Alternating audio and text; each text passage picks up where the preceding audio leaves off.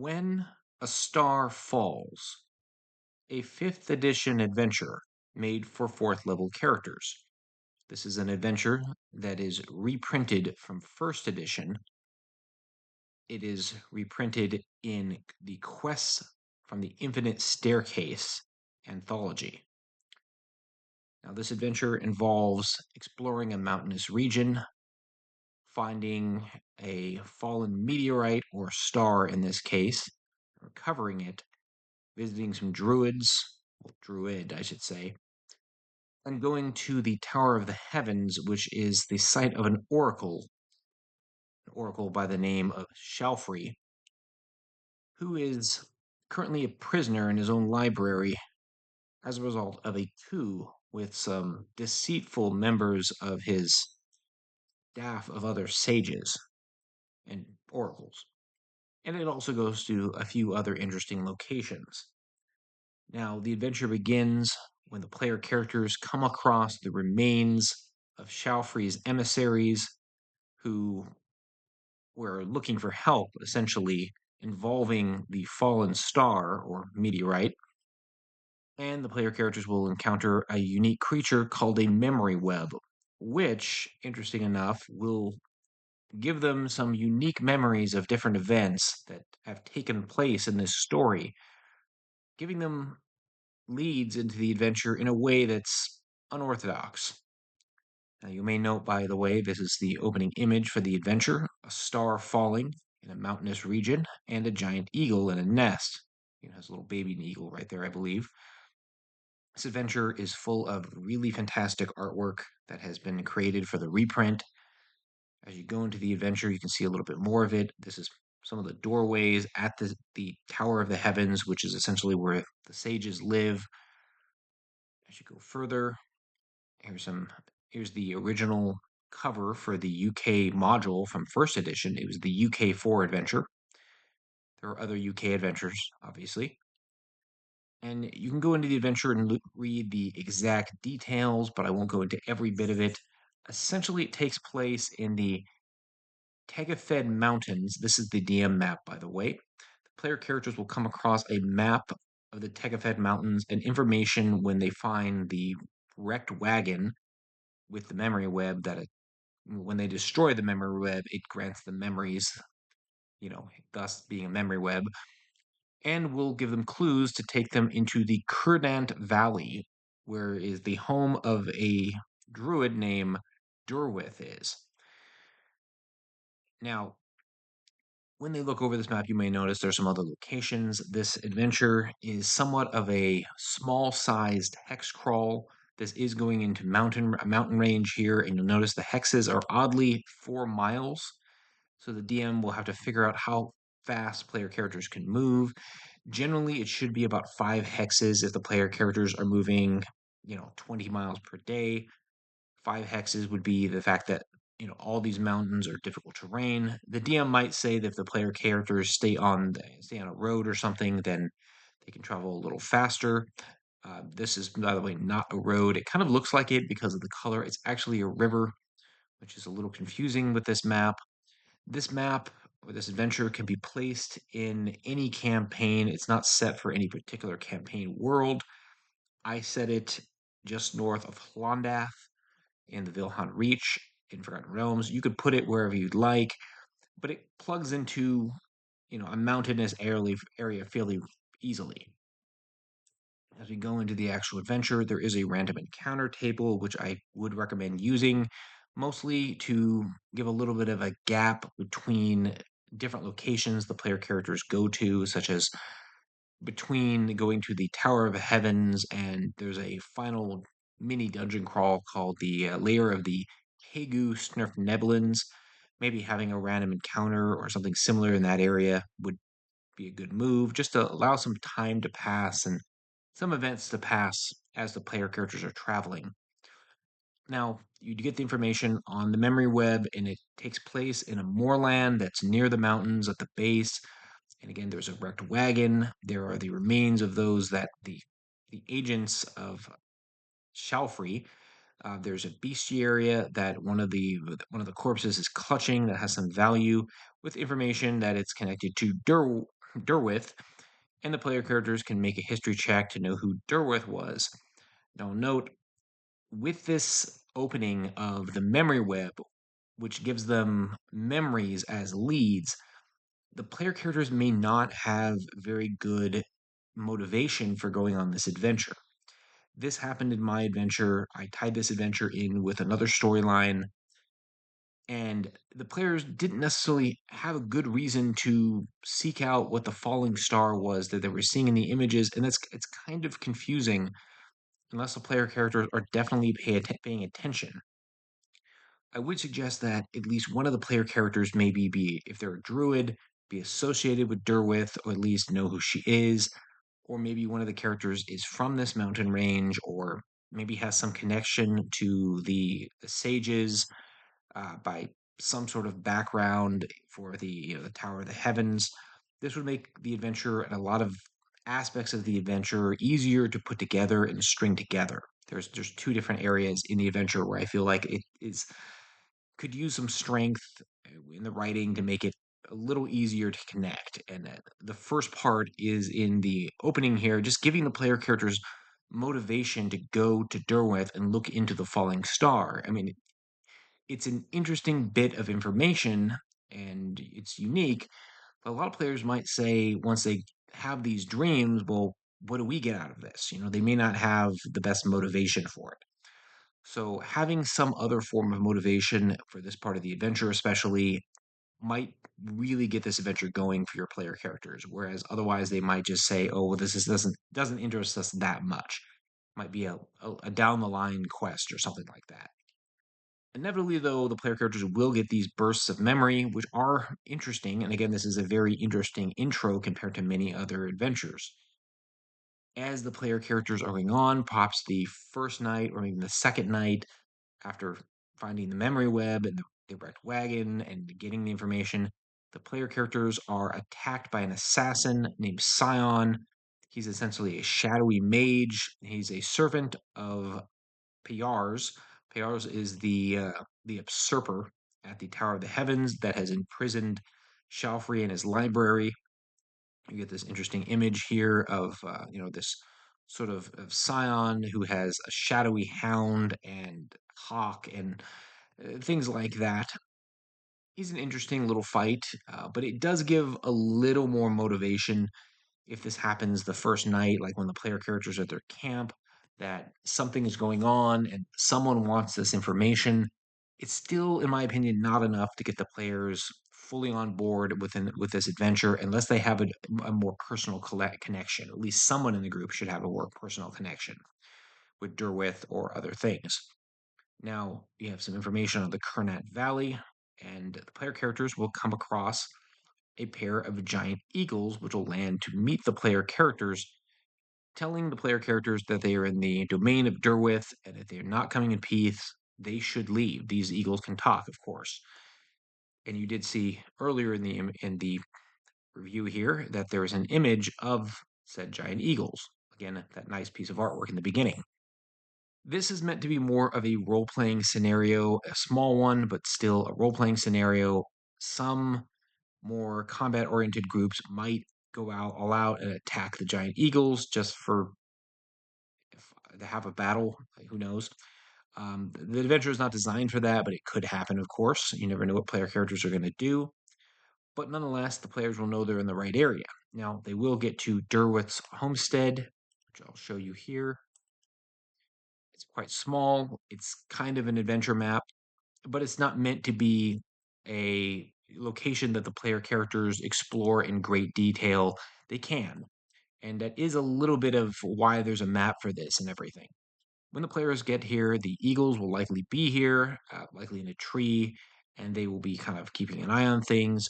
Derwith herself will be disguised magically as a birch tree, and this is a special ability called Tree Shape she has. And she'll be, over the first 10 minutes of the player characters are there, observing them to see what they do. Now, if they come here and they immediately try to raid this house, they may cause problems. There is a number of giant goats kept here, as well as a saber-toothed tiger. If the player characters attack the giant goats or saber-toothed tiger or start trying to steal things from the house, Dorith will see this and will make a judgment on them as a result. She will likely tell them to go away, or if they don't go away, she and her various animals and whatnot will probably attack them. Now, there is a little bit of treasure here, technically speaking. It's nothing really huge, but the player characters, if they insist on searching the whole place, they might find it. But the intention is not for the player characters to loot this place and kill all the animals and kill Derwith. She's more there to help them. This is Derwith and her giant goat. Again, it's another fantastic image created by a game designer. I think his name is Podursky. I'm not particularly familiar with the artist. Nonetheless, Derwith knows more information about the fallen star and has actually calculated where it may have landed. I'll note, by the way, when memory web happens, the player characters will likely see the star falling that night in the distance and in the mountains. That should be an event that takes place, but this follows up on that. Now, Dorothy will also give them shelter so long as they didn't try to kill all of her animals and loot everything they could find. Hopefully, your group doesn't do that, but you never know. And she'll be a useful NPC throughout this adventure, at least at a distance. Now, as you're going in the adventure, player characters will eventually leave her house if they do pass her test one way or another. Her test being whether or not they're going to loot her or not, and they will more likely go towards an area that's called Thurno Lake, where the meteorite has crashed. However, there are several creatures in the area. There is a large beaver dam which creates the lake, and there may be some beavers living there. There are some hunters in the area who have a camp. They're more like neutral NPCs that the player characters can trade with and get information from. But there's also a small cave where a bunch of Diro and some zombies dwell. When the player characters actually find the fallen star's crater, they'll find tiny tracks there as well, leading eventually to the Diro's lair, because the Diros found it first. They did find it, of course, because they were close by. Now, this will leave player characters obviously in conflict with the Diro, and this is the most dungeon crawly aspect of this adventure. There's the point of impact, the impact crater. There's information and descriptions about it. I'll show you this map. For player characters that are more combat oriented, this will probably be their favorite part of the adventure, although there's plenty of opportunities to fight different things. There are two different entrances. The D1 entrance has a large cave in. There's also this D10 area that's an entrance to the Underdark. It's collapsed. As you can see, a lot of these areas have some collapse. The player characters will likely come in through D2, where there's some Diro, and there's this flooded water tunnel the player characters will likely find, which will get them into D3, and they'll eventually climb their way into here, where the Diro have zombies clearing out this area over here to D8 because they've been cut off from the Underdark. There is also a Lamia, who is sort of the leader of the Diros, who lingers around D9, I believe, who is the sort of mini boss of this area. The important thing is the fallen star is here in a wonderfully elaborate little box. I question where how the Darrow got the box. You'll see it in a second. This isn't that hard of a fight, especially if the player characters are slightly above fourth level, but it's a good little intro. And again, here's another one of those pieces of artwork that is really tells a great story and is really well illustrated. As you go in further, you see a little bit more information. Here's the Fallen Star itself. Again, this is that interesting looking box, which where the Diros got a box with a star-like lid and this plush pillow, I don't know, but it's convenient, but it looks great. I'll say that. But the player characters will eventually find it, and it's not really a magic item. It's more like a ball of ore and a unique item more than anything. It's just kind of odd. It probably has some inherent value, but that comes into play later in this adventure. Now, there are a few other rooms here that the player characters can explore. There's a couple of magic items laying around. They're pretty common, uncommon. There's the Lamia, who player characters can encounter. She likely will attack them as she is evil and could be role played with, depending on the situation. My player characters had a connection with her, or at least one of the characters did, with his sort of sordid past. And eventually they won the day, in my group at least, and found the star and took the star, but then had to do something with it. Now, I mentioned the beavers are actually giant beavers that live in the lake. This is a possible encounter. It's not likely to be a hostile encounter, but it could be. There's basic stats for them. They act like giant weasels, but slightly different. There's the lake itself, and there's also the lodge, the hunter's camp. There's a good chance the player characters will go to the hunter's camp, and there are essentially a lot of commoners there and some scouts that are part of the hunting teams.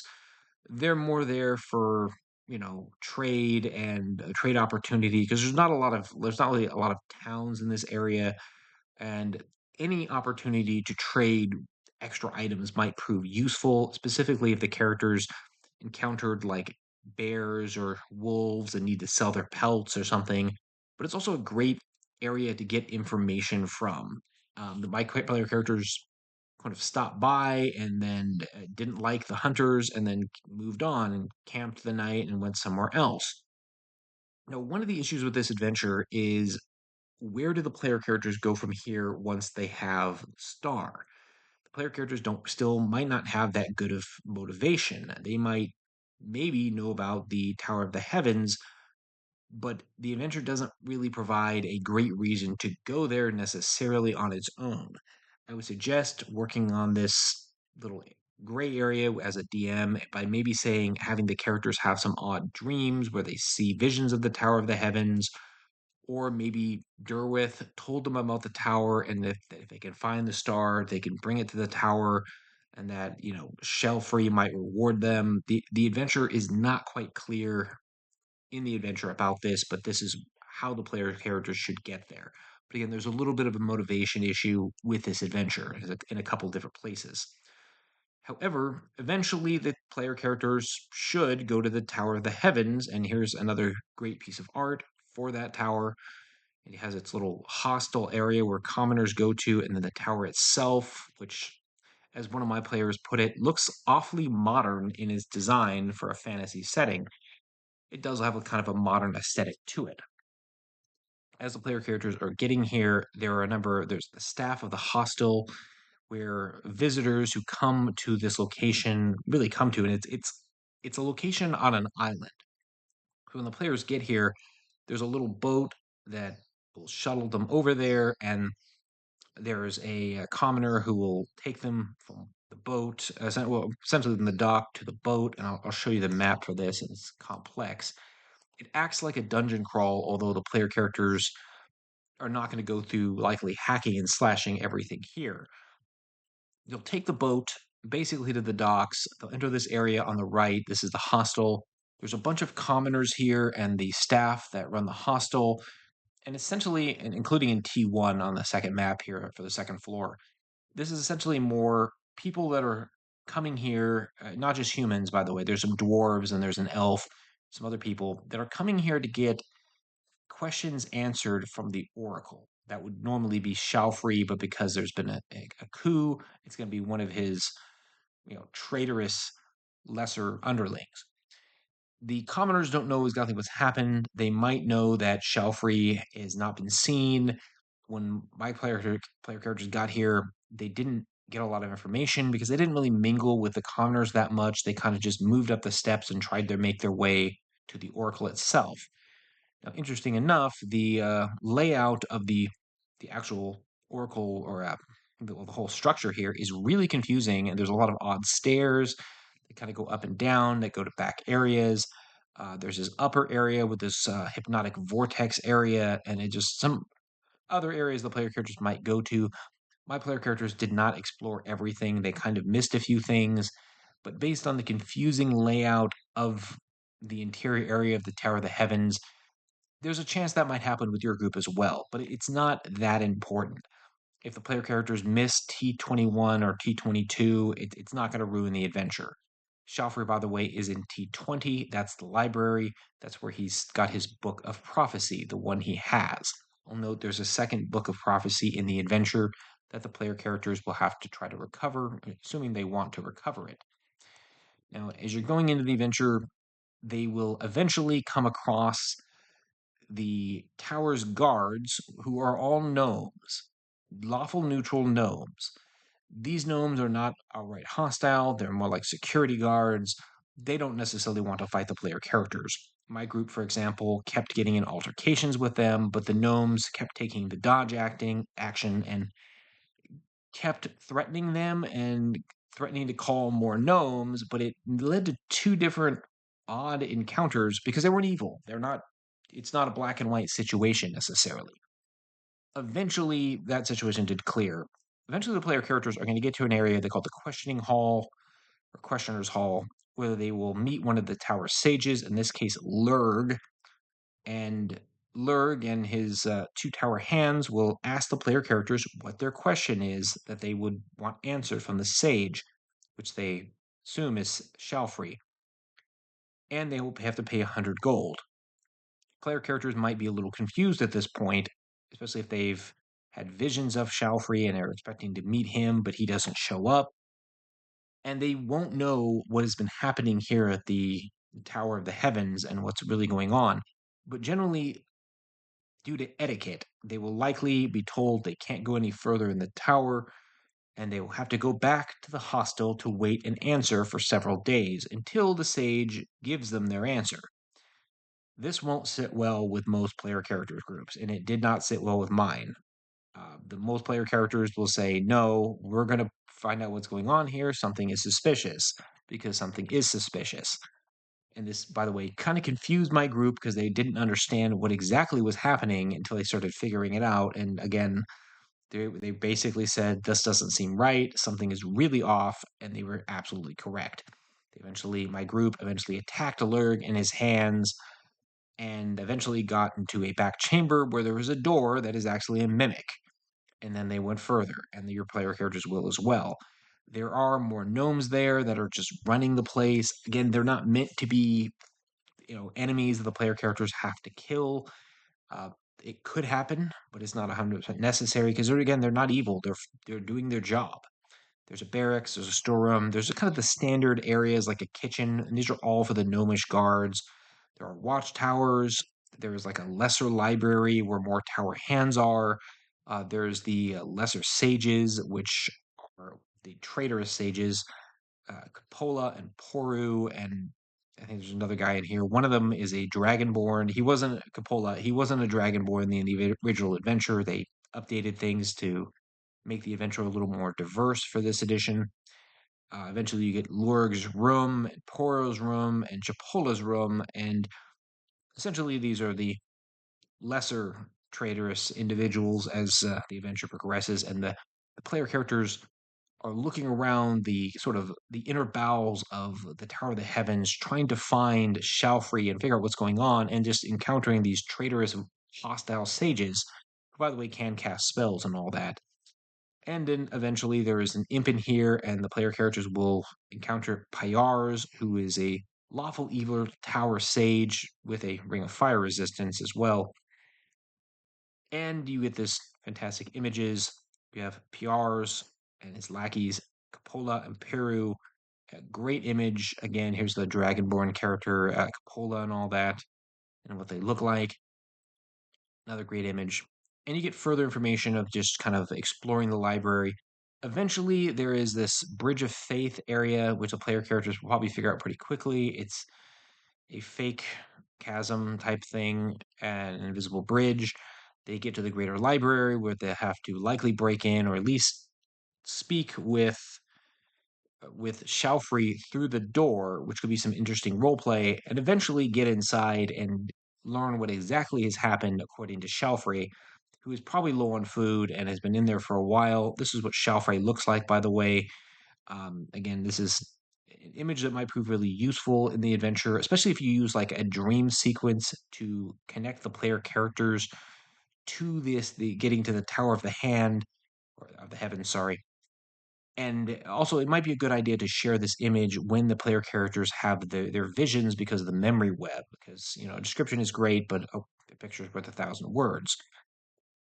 This is all also an image of Shalfrey trying to burn the books of prophecy that he has. And this is him thinking that the other sages are trying to take them from him and use them for evil, and he wants to destroy them. He will likely think the player characters are there to destroy them as well, or some agents of these individuals. unless the player characters can convince him of otherwise. This is a great role playing setup, at least. Now, the player characters might go further. There's a large swirling mass, like I said, in Area 21. This is a weird demi-plane meant to confuse people and be difficult to get through. It's just kind of odd.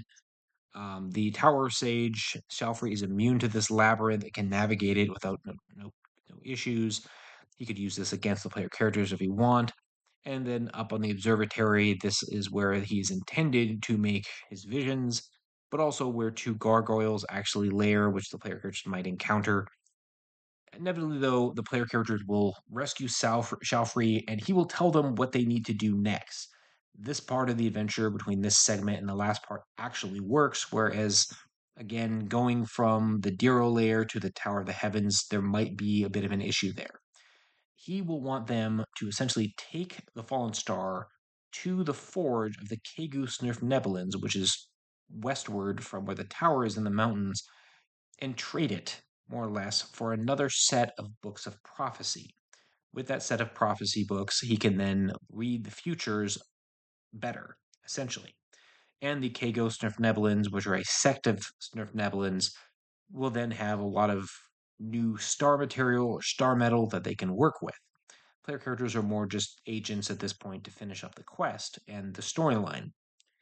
But the player characters will be rewarded with some treasure from these Kagos of Nebulin, as well as a minor magic item each from Shalfrey as well, and a lot of praise for their actions, of course. Possibly some prophecy.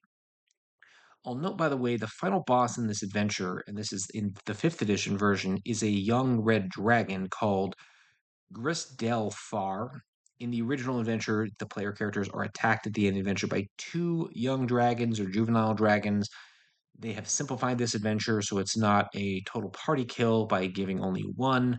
If your group is above 4th level, like 7th level, for example, at this point, you might even want to do the two dragon approach that the original dragon or adventure does because it might be too easy. This kind of comes out of nowhere in the adventure, so I would actually suggest as the player characters are navigating across the mountains here, let me get the right map here, not this one. I already shut it down. Never mind. If as they're going across the mountain ridge and they're going westward toward the lair of the Kagos Nebulans, have something happen, either a random encounter or encounter. Maybe they encounter a burnt area of forest or like a large pile of dung or something odd that maybe hints at the appearance of a dragon in the area. So it's not so all of a sudden. Some DMs might prefer the all of a sudden approach, but it depends on how you want to run your game. When the player characters get here, they will encounter some horde of gibberlings. This is a new creature for 5th edition, but they're a new take on an older creature from older editions. Gibberlings are insane little fey creatures, or fiends in this case. They sort of used to be related to dwarves in an older edition, but they keep changing them up. But they're absolutely crazy creatures that just want to bite and claw you to death. There's might be some images in here later. You will note they're more like a horde of just like savage little creatures. And if the player characters are above 4th level, you might want to add another horde or a couple more here as the player characters are getting in here.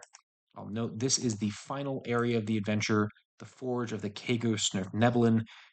This is a mini dungeon crawl that is kind of unorthodox. Like, for example, the player characters will have their battle with the Gibberlings in F1, and then F2 is more giant lizard storage. It's not really a hostile area. They can cross the bridge. They can go up the river coming out of the structure, but it's steaming hot and will likely burn them. One player character will likely have a ring of fire resistance, but that's a difficult way in. The player characters they'll likely get through these open doors here if they can break the doors open, and they'll encounter a construct that's shaped like a little dome called a Mashin Eye. I forgot the name of it. Let me find it for you guys. What's it called again? I can never say the name. Oh yeah, Mashin Eye Bazorg. And essentially, it's like a little creepy crawler machine with a dome top that rolls around and it shoots poison jabs, and it can roll over them and it can shoot blasts of steam and it explodes when it's destroyed. It's a very unique construct and creature that defined in this adventure, and player characters will fight one in the initial chamber, and eventually they'll. It's just one of the defenses, by the way. Eventually, they'll get to this location in the F5, where a group of Kago sniff Nebulins, they're like bluish for some reason, on giant lizards, will pop out from the back chamber with a few other Martian Eye Bezorgs and will demand to know who they are, what they're doing there. Now, this is interesting because it's not meant to be a hostile encounter. These Kago sniff Nebulins are really just defending their home, and this could go the wrong way where the wrong group might say, let's kill these people and get XP. Some groups are like that. Or the player characters could just be like, well, we were hired to talk to them, and we'll realize that this is not meant to be a fight. They're just being defensive. That's what my characters did in realizing that these were not hostile gnomes or anything. And they will give the fallen star to the gnomes, these gnomes, or again, maybe your group doesn't do that and they do something else. In the adventure, there's a little vortex where the other set of prophecy books are kept. If the player characters fight this fight and insist on fighting it, maybe they loot the area and they find that eventually. There's also some treasure that these Kago Sniff Nebulins have in different chambers. There's a little dormitory and all that. This is kind of a little subset of Sniff Nebulins, and they're only like a handful of them of this particular group. They're just basically like regular Sniff Nebulins, but with very slight differences. And again, eventually, like I said, they might find the other books of prophecy, and these are meant to be given to Shalfrey. You never know, though, with some player characters. Maybe they take the books of prophecy and go off on their own with them. Maybe if one of the player characters is a diviner, isn't exactly very good. You never know what player characters might do. That is a possibility of something that could happen. Or maybe the player characters kill the gnomes, keep the star, take the books of prophecy, and decide they want to forge the star into something as unique, rare star metal of some sort. Again, that's a possibility. The adventure has a loose plan on what's going to happen and what should happen, but again, not all plans survive contact with the enemy. The enemy, I guess, being the player characters in this case. But that's fine. If your player characters do that and they go completely off the walls with it, I suggest just running with it. In the adventure, though, in the very end, as they're leaving the area, they encounter death from above.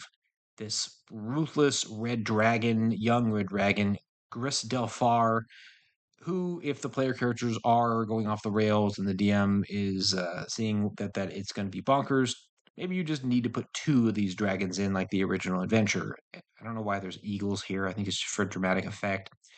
But this should be either a very sudden thing or something that the DM's been suggesting is might be happening, or there might be some lingering threat in the area. Nonetheless, it should be a dangerous encounter. Once the player characters finish fighting this dragon, however, there shouldn't be much left from them getting back to the Tower of the Heavens, where the player characters will be given a reward. And again, these are the reward items, Shalfrey's rewards, a gem of brightness, a pearl of power, a +1 weapon, a gray bag of tricks, an ever-smoking bottle. All these are pretty uncommon items, but they're good reward items for a 4th or 5th level D&D group. This adventure, by the way, will probably have enough XP if you're using the XP system to level characters from 4th to 5th fairly easily, and it's fairly diverse overall when it comes to an adventure. Now, overall, I would rate it a 4 out of 5 stars. Notably, it would have been a 5-star if it didn't have such odd, connections between different segments of the adventure. The player character's initial motivation as the adventure presents it is not very strong, and it might be difficult for DMs to get the player characters to go on the adventure unless you build more personal connections. And again, once the player characters find the fallen star, there might be an issue getting the player characters, again, motivate them to go to the Tower of the Heavens. And they might know that it should be taken there, but why should they go there, is what they may ask. Now, if the player characters are deeply involved in prophecy or have some connection to the Tower of Heavens, that might get them there, and that might solve that problem. And this again, the adventure has some odd choices where of how it begins, a really unique beginning with the memory web after fighting this unique creature and then getting memories of what's going on. This is a unique way of starting adventure, but it's also a little bit confusing that, and you may notice that as your player characters may not understand. If they're paying attention really well, they might figure it out what's going on. Player characters that are easily distracted might just be really confused and might just, check out of the adventure a little bit. It's kind of unconventional. In fact, there's some odd, unconventional choices. There's a lot of situations set up that are meant to be more role playing opportunities that could be an encounter, a hostile encounter, but they don't have to be. It just depends on the player character group. And there's a couple of areas that are clearly meant to be more of a dungeon crawl, like the Diro layer in that case. What I like about this adventure is there's also a couple of new creatures, notably with the Mashin I Bazorg creature. I think it's fantastic. Again, it's new for 5th edition. It was a creature that came out of the adventure years ago when it first came out, but the Memory Web is a interesting yet minor creature as well. Just the sudden red dragon in the end is more of a bit of a surprise. Depending on how you want to run it, it could be just like all of a sudden here's a red dragon for some reason, here's your boss fight somehow. But again, sometimes the connections between different areas in this adventure can be a little bit jarring, which the DM might want to come into that or consider that when you begin running this adventure or begin setting it up. There are, though, lots of NPC and role playing opportunities in this adventure and plenty of, possibilities for various combat situations to take place. So it should be a good adventure for really any group. Now, guys, if you like these reviews, please like this video, please subscribe, and stay tuned for more content like this.